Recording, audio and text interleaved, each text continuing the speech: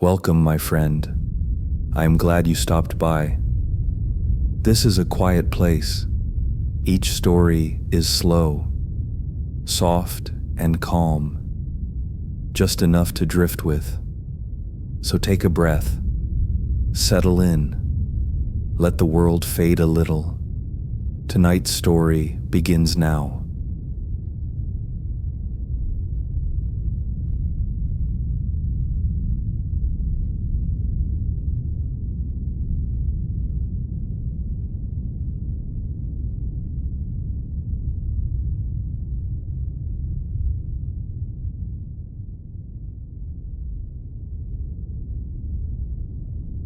The Man Who Knew the Fog. In the town of Greyhaven, fog was a fact of life. It rolled in from the ocean nearly every evening, thick and slow, turning streetlights into hazy halos and swallowing sound like a dream you couldn't quite wake from. People learned to live with it, drove slower, locked up early, drew their curtains tight. But there was one man who seemed to move through the fog like it wasn't there at all. Walter Crane. He lived alone in a narrow blue house perched just above the cliffs, where the fog always arrived first. Every evening at the same time, 9:17, Walter walked out his front door and disappeared into the mist. No flashlight, no dog, no phone. Just Walter, his coat, and the fog. He'd return an hour later, dry, calm, sometimes humming, never flustered. People noticed, asked questions.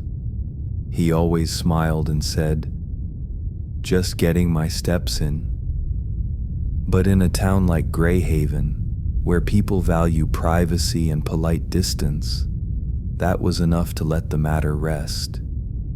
Until the night he didn't come back. It was June 3rd, the start of what the locals called the thick season. Visibility dropped so hard you couldn't see your own hand without a flashlight. That night, Walter stepped out as usual, but by morning, his front door still hung open. Inside, the lights were off. The kettle was warm. A single letter sat on the mantel. "When it calls your name, do not answer. That is not your voice." He was never found. The story would have passed into town legend like so many others, if not for Eli Sharp, a hydrologist from Portland, who came to study the cliff erosion and ended up renting Walter's house. Eli was practical, skeptical, thought the letter was a prank, but something about the way the fog crept up the hill unnerved him. It moved with shape, intention, not like weather, like something watching its own approach.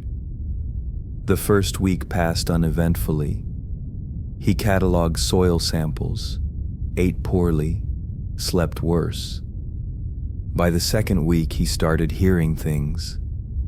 Footsteps outside the window at 9:17. Always 9:17. A soft knock on the back door. Once, a scrape across the roof like nails on slate. Then the voice came. Eli. Just his name. Spoken softly, patiently. He opened the door. No one there. He told himself it was wind, trick of the fog, stress. But he began noticing things inside the house. His notes moved, drawers open, his own voice on a tape recorder he hadn't touched. The final straw came when he found a photograph in the back of Walter's closet. It showed Walter, younger, standing in the fog beside someone else, someone who looked just like him. Same face, same coat, same smile. Only the eyes were different. Too dark, too wide, not human. There were others, more photos, some with no second figure, but shadows in the fog that had edges, shapes, and one, just one, where the fog itself seemed to lean in around Walter like fingers. Eli stopped sleeping, started walking. Each night he paced the house, then the yard, then eventually down to the beach. He didn't want to. He felt pulled, as if the fog wasn't just creeping toward him. It was inside him, curling around his thoughts. He wore headphones, blasted static to drown the voice, but it started speaking through the noise, not whispering anymore, talking, telling him things he shouldn't know, things about his childhood, about his mother's final words, words he'd never told anyone, about a time he almost drowned when he was 8, about the man who pulled him from the water, a man with a coat like Walter's. He started journaling obsessively, recording the fog's movements.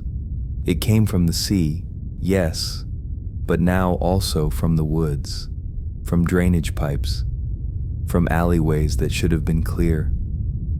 He found a symbol scratched into the underside of Walter's kitchen drawer, a perfect spiral inside a square. Then he found it again, under a loose tile in the bathroom, and again, carved into the back of the wardrobe. He began to see it in his dreams, drawn in ash, lit by lightning, pulsing like a wound. One night, he caught himself sketching it on the fogged bathroom mirror, even though he didn't remember lifting his hand. He started researching old coastlines. Greyhaven wasn't always called that. It had another name, Harrow's Reach, abandoned on maps in the early 1800s after a string of disappearances. The original town records had gaps, pages missing, but one thing remained in every version of the archives: references to the soft ones from the fog and a practice called listening under the veil, a ritual of silence, a refusal to speak, to never answer. One night, the fog came early. He tried to leave town, packed his car, drove inland, but the fog was already there, miles from the coast. It moved faster than it should have, as if it knew. He checked into a motel, turned on every light, covered the mirror. At 9:17, the phone rang. He didn't answer, but the message light blinked red. One new voicemail. His voice saying, "Eli, come look." That night, he read the letter again. "Do not answer. That is not your voice." He added a line of his own. "It waits until you listen. Then it learns how to find you." He called an old friend, a linguist, asked about voice prints, mimicry, whether something non-human could learn a voice just by hearing it. The friend laughed nervously, then grew quiet. "Don't joke about that." Eli made recordings, played white noise in every room, slept with a flashlight on his chest. The fog still came. Eventually, the static stopped working. He dreamed of walking into a cathedral made entirely of mist. No walls, just fog columns rising forever. Choirs sang in silence, and in the center, a mirror, his face staring back, smiling. But it wasn't his reflection. It blinked before he did. In Greyhaven, people say Walter never came back. But on especially foggy nights, Some swear they see someone walking the beach. Not quite Walter, not quite anyone. And lately, the fog doesn't stay by the ocean. It slips through forests, rises in fields, appears in windows, and every now and then, someone hears their name, spoken perfectly, from just outside the door, even when they live nowhere near the sea.